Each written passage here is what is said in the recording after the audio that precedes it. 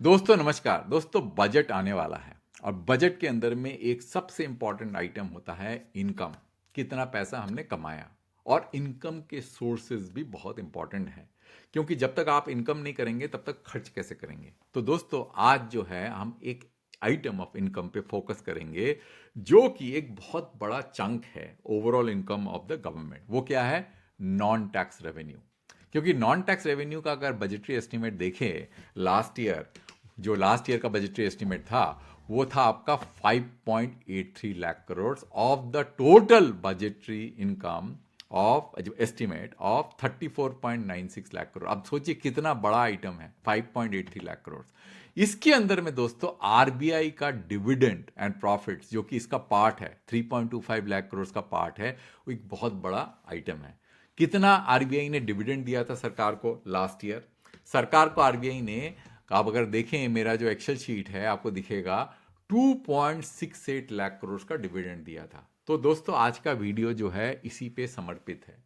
सरकार को इस साल आरबीआई कितना डिविडेंड देगी और हम कैसे तय करेंगे और कैसे आकलन लगाएंगे कि कितना डिविडेंड सरकार आरबीआई को देगी।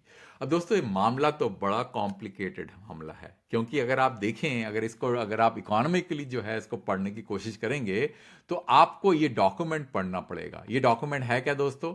ये डॉक्यूमेंट आपका, इसको बोला जाता है economic framework, economic capital framework. ये देखिए, economic capital framework of reserve bank of India, internal review of the framework. ये डॉक्यूमेंट पब्लिश हुआ था मई 2025 में।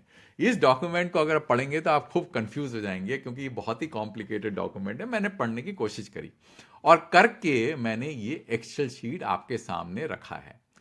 इस एक्सेल शीट को यूज करके मैं आपको समझाने की कोशिश करूंगा कि, और आकलन लगाएंगे हम लोग खुद कि कितना डिविडेंड मिल सकता है।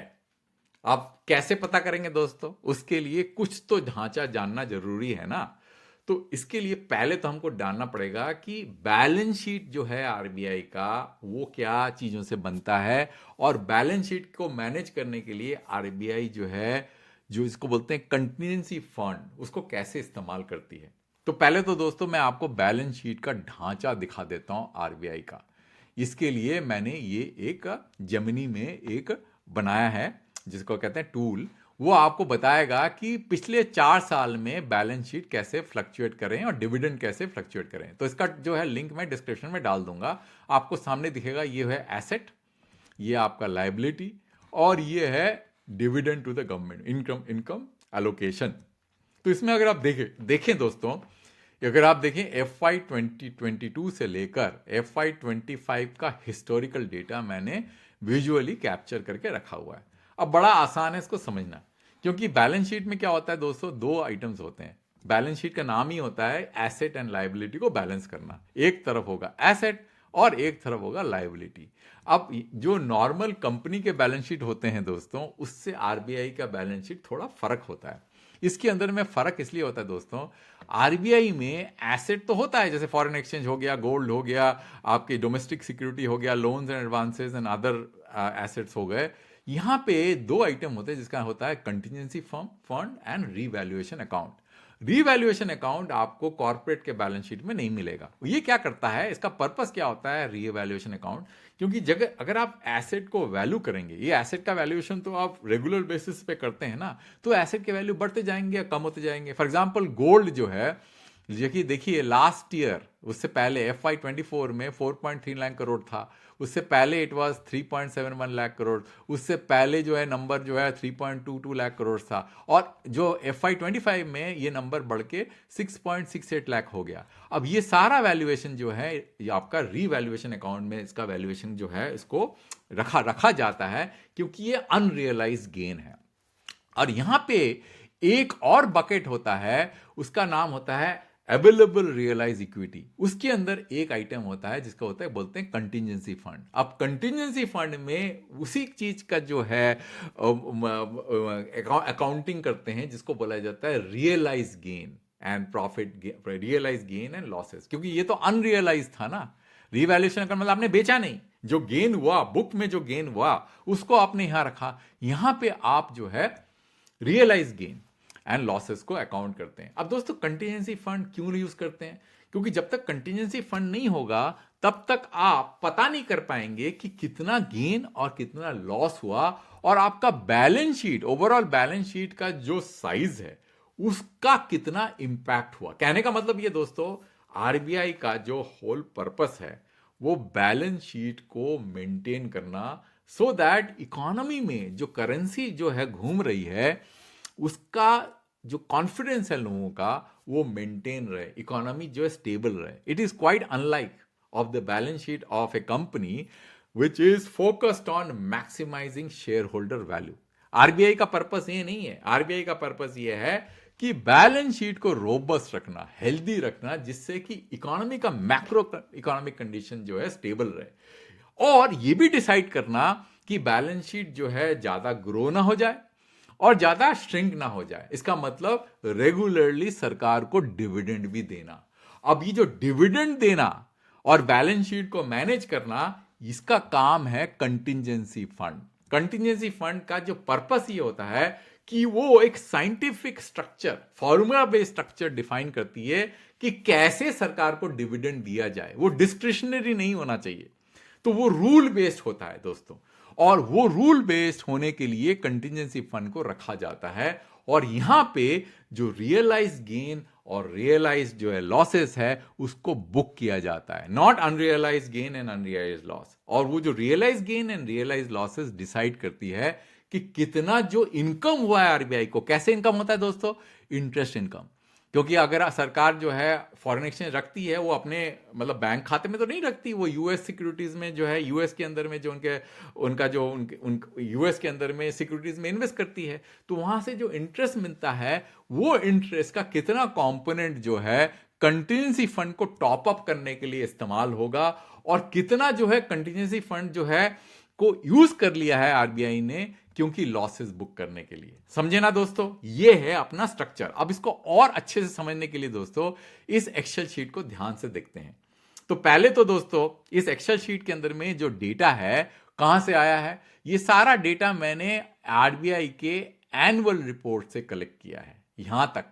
और ये जो लास्ट लाइन आइटम है, ये लाइन आइटम जो है, ये लाइन आइटम को मैं प्रेडिक्शन के लिए यूज कर रहा हूं। तो जब तक आपको हिस्टोरिकल डेटा नहीं मिलेगा आपको, तब तक आप प्रेडिक्शन नहीं कर पाएंगे। अब दोस्तों सबसे बड़ा इंपॉर्टेंट चीज मुद्दा जो है वो ये है कि जो सीएफ जो होता है, जो कंटिजेंसी फंड होता है, वो उसका जो लेवल है, जो लास्ट ईयर का जो ओपनिंग बैलेंस है, उसको मद्देनजर रखते हुए जो है इस साल का सीएफ का डेटा डिसाइड होता है। अब सीएफ जो है, सबसे पहला इंपॉर्टेंट कंसिडरेशन क्या है कि हाउ डू यू डिसाइड कि कितना बड़ा होना चाहिए सीएफ? वो होता है बैलेंस शीट का एक परसेंटेज। जैसे बैलेंस शीट है इस वाला रो में आरबीआई का जो लास्ट बैलेंस शीट है 31 मार्च ऑफ द फाइनेंशियल ईयर, उसके नंबर्स मैंने यहां पर जो है डाले हैं। तो अगर आप देखेंगे ये तो रियल नंबर है, और ये जो है नंबर मैं एक्सट्रापोलेट कर रहा हूं based on the current number. आज का जो बैलेंस शीट का नंबर है 81.1 लाख करोड़, इसको मैंने 6% से बढ़ा के, क्योंकि मुझे लगता है कि मार्च तक जो है ये नंबर, क्योंकि देखा हमेशा गया है दोस्तों कि आखिरी के 3 महीने बैलेंस शीट के नंबर बढ़ जाते हैं, और लगभग मैंने देखा 3 से लेकर 7% बढ़ते हैं, तो मैंने 6% का नंबर ले रखा है। तो मैं मान के चल रहा हूं कि आज के हिसाब से बैलेंस शीट जो है वो बढ़ के 85.9 लाख करोड़ हो जाएगा जब तक आप मार्च 2026 में चलेंगे। उसके अंदर में गोल्ड का जो वैल्यूएशन है वो बढ़ के, आज जो है गोल्ड का वैल्यूएशन 10.1 लाख करोड़ है, वो बढ़ के 10.64 लाख करोड़ हो जाएगा। अब दोस्तों ये जो नंबर है बैलेंस शीट, इसका एक परसेंटेज होता है जो डिसाइड करता है कि एआरई, अवेलेबल रियलाइज इक्विटी, कितना होना चाहिए। अवेलेबल रियलाइज इक्विटी जो है ये 3 चीजों से बनता है, एक्चुअली 4 चीजों से बनता है। ये होता है capital, reserve fund, balance in ADF and balance in CF. अब ये 3 चीजों को भूल जाइए क्योंकि ये कांस्टेंट है। देखें, सिर्फ चेंज वेरिएशन होता है कंटीजेंसी फंड वैरी करता रहता है। तो जब इन चारों को जोड़ेंगे तो आपका आता है एआरई। तो एआरई एक परसेंटेज है, तो अपर बाउंड 7.5% है, लोअर बाउंड 5.5% है। तो अगर आप देखें लास्ट ईयर जो है अपर बाउंड 7.5% रखा था। ये डिपेंड करता है कि कितना ज्यादा वोलेटिलिटी, मैक्रो इकोनॉमिक कंडीशन कैसे चेंज हो रही है, इसलिए क्योंकि गेन्स एंड लॉसेस यहां पे अकाउंट करना है ना, उसके लिए जगह तो होना चाहिए। तो मैक्रो इकोनॉमिक कंडीशन को ध्यान रखते हुए the contingency fund is nothing but A shock observer. RBI decide करती है कि इसका साइज कितना होना चाहिए। तो मैं मान के चल रहा हूं कि इस बार भी RBI 7.5% of the balance sheet रखेगी कंटीजेंसी फंड को। तो इससे एआरई का नंबर आएगा 6.44 लाख करोड़। ठीक है ना, ये देखिए कितना आएगा, हाँ 6.44 लाख करोड़। अब 6.44 लाख करोड़ से अगर आप ये सारा चीज सब्ट्रैक्ट कर देंगे तो आपका बैलेंस इन सीएफ बचता है 6.15 लाख करोड़। कहने का मतलब है दोस्तों, लास्ट ईयर का जो बैलेंस था वो था 5.42 लाख करोड़। इसको टॉप अप करना है हमको 72,838 करोड़ से। ठीक है ना, अब इतना पैसा हमको चाहिए in order to meet the policy target of RBI, so that हमारा मैक्रो इकोनॉमिक कंडीशन के हिसाब से हमारा बैलेंस शीट स्टेबल रहे, मतलब we can manage our balance sheet properly. तो ये नंबर इंपॉर्टेंट है। ये नंबर आएगा कहां से? अब सारा खेल इस नंबर का है, क्योंकि हमारे पास में लास्ट टाइम था 55.42 लाख करोड़, उसको बढ़ के होना चाहिए 6.15 लाख करोड़। उसके लिए हमको चाहिए 72,838 रुपए का। तो ये आएगा कहां से? ये आएगा दो जगह से। एक तो इंटरेस्ट इनकम, बिकॉज आरबीआई कमाती है इंटरेस्ट। कहां से इनका इंटरेस्ट कमाती है? बैलेंस शीट में जो आइटम है, जैसे फॉरेन एक्सचेंज रिजर्व वगैरह हो गया, जो लोकल सिक्योरिटी है, उससे इंटरेस्ट मिलता है। गोल्ड से नहीं मिलता है, बाकी सब अमाउंट से इंटरेस्ट मिलता है। तो वो इंटरेस्ट जो है आरबीआई जो है उसका एक पोर्शन जो है इसमें डाल देती है, और जितना बच गया वो सरकार को डिविडेंड चला जाता है। अब ये कैसे डिसाइड करेंगे कि इस साल कितना इंटरेस्ट मिलेगा? दोस्तों अगर आप देखें, लास्ट ईयर जो है आरबीआई ने 4.9% of the balance sheet minus gold कमाया था। तो अगर देखें, मैंने इसका कैलकुलेशन अगर देखेंगे, इतना ही अमाउंट आता है। अब ये आया था 3.38 लाख करोड़। इस साल जो है दोस्तों, क्योंकि बैलेंस शीट बढ़ गया है, गोल्ड भी बढ़ गया है ना, तो मैं मान के चल रहा हूं क्योंकि इस बार इंटरेस्ट रेट थोड़े कम हुए, तो मैंने इसको 4.5% कर दिया। अब चाहे तो उसको 4.75 भी रख सकते हैं, उसको अपन करके देख लेंगे कि डिविडेंड में कितना फर्क पड़ता है। इसके हिसाब से हमारा इंटरेस्ट इनकम जो हो जाता है 3.38 लाख करोड़। आप खुद करके देख लीजिए, यहां पे फॉर्मूला आपके सामने है। ठीक है ना, this minus this multiplied by this, it comes out to be how much? 3.38 lakh crore. So लगभग आप देखिए लास्ट ईयर जितना ही इंटरेस्ट कमा रहे हैं हम लोग, है ना। बट सबसे बड़ा एडवांटेज क्या है कि लास्ट ईयर टॉपअप के लिए हमको ज्यादा पैसे की जरूरत थी, क्योंकि आप देखें उससे पहले वाले साल में जो आपका सीएफ का बैलेंस था वो था 4.28 लाख करोड़।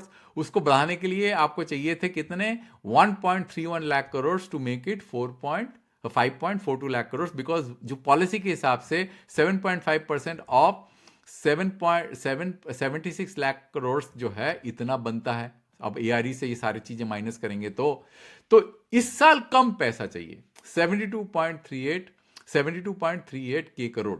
ठीक है ना, 83 के करोड़। इसीलिए भले ही हमने इंटरेस्ट कम कमाया, क्योंकि हमको टॉपअप के लिए कम पैसा चाहिए, तो वो एक बहुत ही बड़ा इंपॉर्टेंट फैक्टर है जिससे कि हमारा डिविडेंड बढ़ने के चांसेस बढ़ जाते हैं। अब दोस्तों इनकम ऑफ इंटरेस्ट तो हो गया, पर खर्चे भी तो हैं, वो भी तो अकाउंट करने पड़ेंगे। वो खर्चे जो है कॉलम नंबर 13 में है। ये खर्चे जो है काफी प्रेडिक्टेबल है, क्योंकि लास्ट ईयर जो है 24.8 के करोड़ खर्चा किया था, 24,852 करोड़ खर्चा किया था। इस साल में मान के चल रहा हूं, चलिए मान लीजिए 29,000 करोड़ खर्चा करेंगे। तो ये में से 29,000 करोड़, मतलब जो आपका इंटरेस्ट इनकम है उसमें से 29,000 करोड़ जो है आपका सब्ट्रैक्ट हो जाएगा। अब दोस्तों एक चीज मैंने आपको बताया था, आरबीआई कंटिजेंसी फंड में जो है आपका गेन्स एंड लॉसेस, जब जैसे मान लीजिए आपने फॉरेन एक्सचेंज ट्रेड किया, या आपका मैच्योरिटी हुआ कोई सिक्योरिटी, या आपने फॉरेन एक्सचेंज बेचा, कुछ लॉस हुआ आपको या गेन हुआ, वो आपको जो है अकाउंट करना पड़ेगा।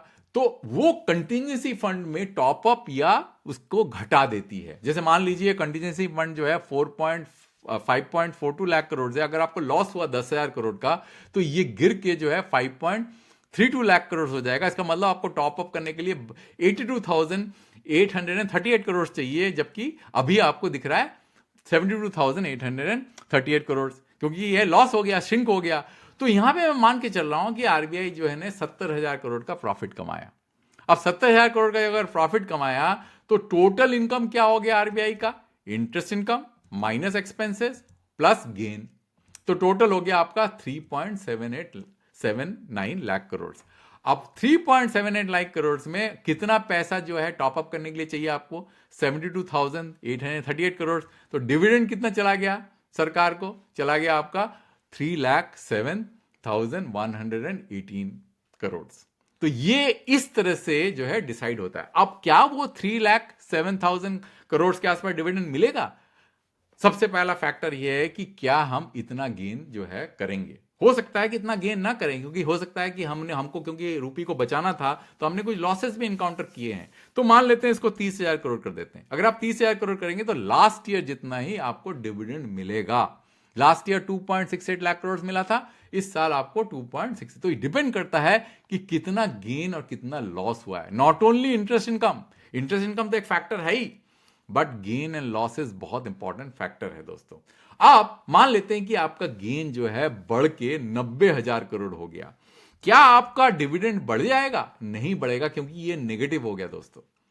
तो ये जब तक पॉजिटिव रहेगा उतना ही गेन जो है सफिशिएंट होगा, क्योंकि आपका इंटरेस्ट इनकम तो जो है वो है ना, मतलब कांस्टेंट है। कहीं आसमान से नेगेटिव करेंसी तो नहीं कमाएंगे आप।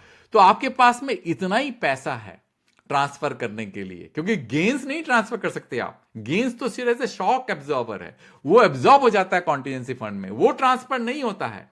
बट गेन को आप यूटिलाइज कर सकते हैं कंटिजेंसी फंड को टॉप अप करने के लिए, पर वो ट्रांसफर नहीं होता है सरकार को। समझ रहे ना दोस्तों? इसीलिए ये जो वैल्यू है, ये वैल्यू क्या है इसको देख लीजिए। 10 - 14, 10 - 14 क्या है? ये और -14 ये। इसका मतलब अगर गेन सफिशिएंट है टॉप अप करने के लिए तो पूरा का पूरा आपका इंटरेस्ट इनकम माइनस एक्सपेंसेस सरकार को डिविडेंड की तरह चला जाएगा। अगर नहीं है तो फिर आपका जो है उसमें से कट जाएगा। इसीलिए मैक्सिमम जो है ये नंबर हो सकता है 72,838, इतना ही हो सकता है। तभी देखिए ये जीरो हो जाएगा ये। तो ये क्या होगा? डिविडेंड जो है कितना क्या होगा? This minus this. ठीक है ना दोस्तों? इसीलिए दोस्तों ये वाला नंबर बहुत ही इंपॉर्टेंट है कि कितना गेन हुआ और कितना लॉस हुआ। तो अगर लास्ट ईयर देखें, पहले साल जो है आप देखें कई साल में लॉस हुआ था, काफी लॉस हुआ था सरकार को, आरबीआई को। मतलब लास्ट 2 इयर्स में, पहले साल मतलब FY24 में 34,595 करोड़ का जो गेन हुआ, लास्ट ईयर करीब 69,000 करोड़ का गेन हुआ। इस साल अगर मान के चले कंजर्वेटिवली कि 30,000 करोड़ का गेन हुआ, तो आप जो है एस्टीमेट कर सकते हो, आप बड़ी आसानी से आप जो है बोल सकते हो कि लास्ट ईयर जितना तो मिलेगा ही मिलेगा। तो मेरे हिसाब से दोस्तों ये नंबर 4.5% भी कंजर्वेटिव है, क्योंकि इतना कम नहीं होगा। 4.9 है तो इसको मैं बढ़ा के 4.75% भी कर सकता हूं।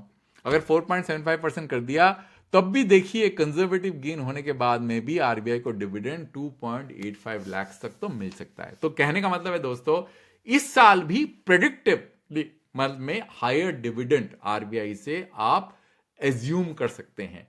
इसीलिए कंटिजेंसी फंड को बनाया गया है, जिससे कि प्रेडिक्टेबल डिविडेंड जो है आरबीआई सरकार को दे सके।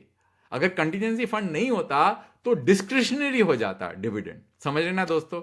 यही मेरे को बताना था इस पूरे वीडियो में। इसके लिए मेरे को काफी मेहनत लग गया बनाने में, क्योंकि मैं इकोनॉमिस्ट तो नहीं हूं, पर मेरे को ये पूरा का पूरा जो कॉम्प्लेक्स मामला को समझने में काफी टाइम लग गया। तो मैंने सोचा कि मैं ये एक्सेल शीट से आपको समझाने की कोशिश करूं, तो शायद आपको आसान भाषा में जो इस चीज को जो है इंटरेस्ट है उनको पता करने के लिए कि इस बार कितना डिविडेंड मिलेगा, तो मेरे हिसाब से जो है लगभग लास्ट ईयर उससे थोड़ा ज्यादा डिविडेंड मिल सकता है। तो धन्यवाद दोस्तों अंत तक सुनने के लिए। मैं एक वीडियो दूसरे टॉपिक में जल्दी लेके आऊंगा।